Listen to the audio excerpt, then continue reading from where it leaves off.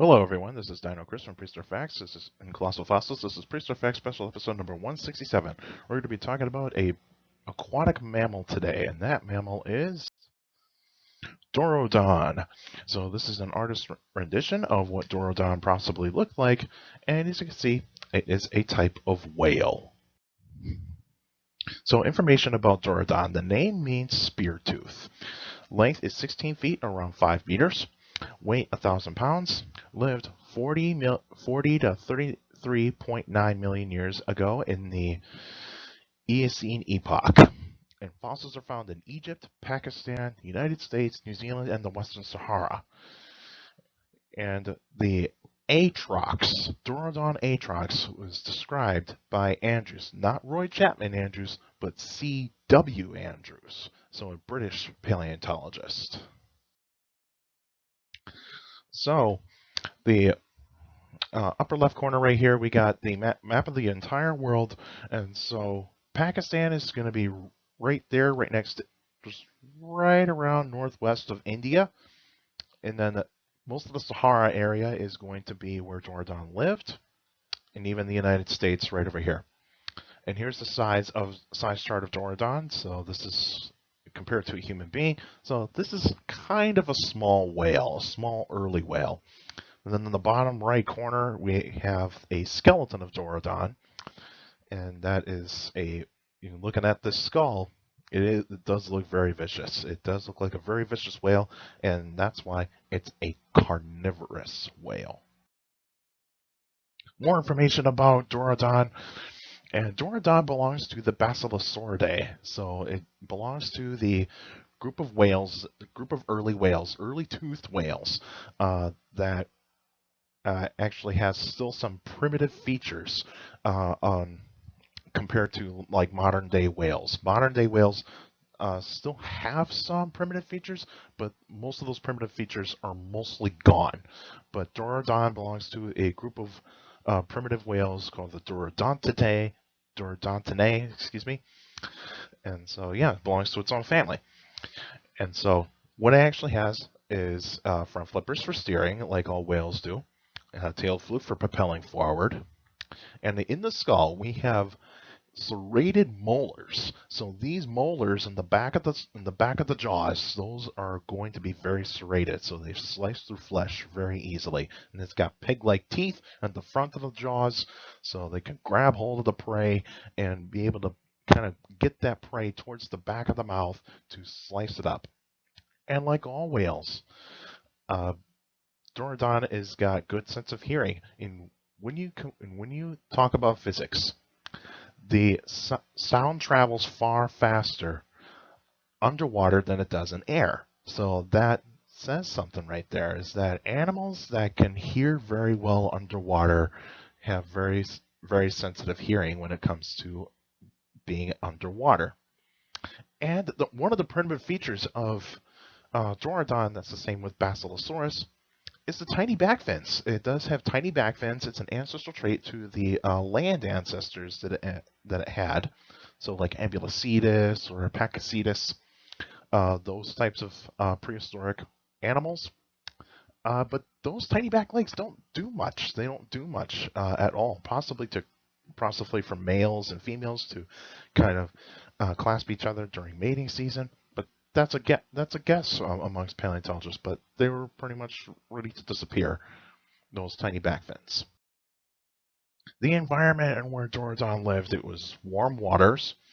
You have coral reefs and, of course, a bunch of plankton, and you have a whole slew of animals that were in the ocean. So a bunch of invertebrates, so like jellyfish, squid, octopus, mollusks.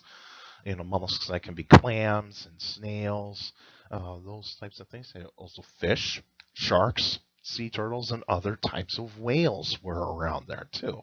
So Dorudon had a pretty good environment to live in. Well, let's talk about the predators and prey. So the prey that Dorudon would be going after are pretty much fish, mollusks, and sharks. So those would be the favorite prey items for Dorudon. But Dorudon does have predators, so Dorudon is not invincible. So as some sharks would prey on Dorudon, especially the young ones, And Basilosaurus lived alongside Dorudon. So Dorudon's young were more likely to be prey to Basilosaurus. But sharks could also feast on dead Dorudon as well. So yeah, so Dorudon's prey, and then of course Dorudon's predators. The extinction of Dorudon, that is due to climate change. During it around 34 million years ago, that's where we start to see the end of the Eocene really happen. And the Eocene, at the end of the Eocene, the one continent that was really starting to change everything was Antarctica. Antarctica is pretty much isolated from the rest of the other continents.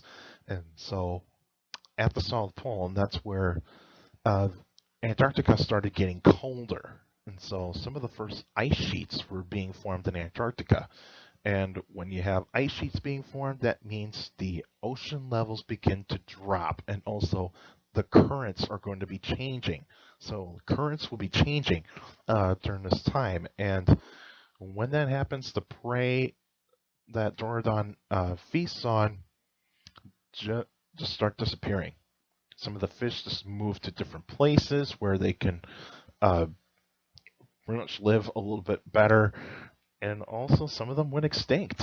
And then other forms of whales, some whales that are becoming almost more like modern day whales, start appearing after 34 million years ago. So some big toothed whales were starting to come in at that point in time. Here's a map of the world around 40 million years ago. So this is the beginning of when Dorudon was around. And so Dorudon, where it lives, so here's the Tethys Sea. So the Tethys Sea runs between Europe, Africa, and goes all the way towards India. So the Tethys Sea, that's where most Dorudon fossils are going to be found. And around this, the southern areas of the United States. And so when the Tethys Sea dried, started closing up, because Europe and Africa were getting closer to each other, that's where things start going really bad for Dorudon and Basilosaurus as well. But I'll talk about Basilosaurus in another video at some point. So the next episode will be on March 18th, 2021. That'll be an extra episode. I'll be doing a paleopathology episode, and I think the specimen I'm gonna talk about is Stan. So Stan, the Tyrannosaurus Rex. So stay tuned for that for next week. And be sure to, if you still got questions about dinosaurs or any other prehistoric life, feel free to email me at dinochris71@gmail.com, or just go to my Facebook page, Prehistoric Facts of Dino Chris. Like the page, you actually post your questions in the comment section. Please put them in the comment section. Please don't put them in Messenger. That's only for private conversations. So just in the comment section. And for you YouTubers out there, like the videos, subscribe to the channel, stomp on that bell so that we can get weekly notifications about every single episode that comes out. And also put your questions in the comment section, because I do read them all, and you'll get a shout out. And who does not want a shout out from me on a Q&A episode? And so make sure you keep your questions short to the point. And also follow me on Instagram at dino.chris.pf. I post pretty cool pictures on Instagram. And also follow me on Twitter at CSGRALL. That's my Twitter page. I post pretty cool stuff on there as well. Also, take care of the people around you. Also, for younger people out there, to make sure to listen to your parents, your teachers, and your guardians. It's the best motivation you can have for good education. It's very important to have a good education. So with a good education, you get a good job in the future. And also, in this kind of time, please wear a mask, social distance, wash your hands, because we would want to reduce the spread of the virus. And also, if you got people that got vaccinated, that's great news. So make sure that you're doing your best to reduce the spread of the virus. And also, feel free to check out Colossal Fossils, and I'll put a link in the description down below, so that way you guys can check it out. And we're in fundraising mode, so feel free to donate if you want to. So check it out. And that's it for now, and I'll see you guys next time.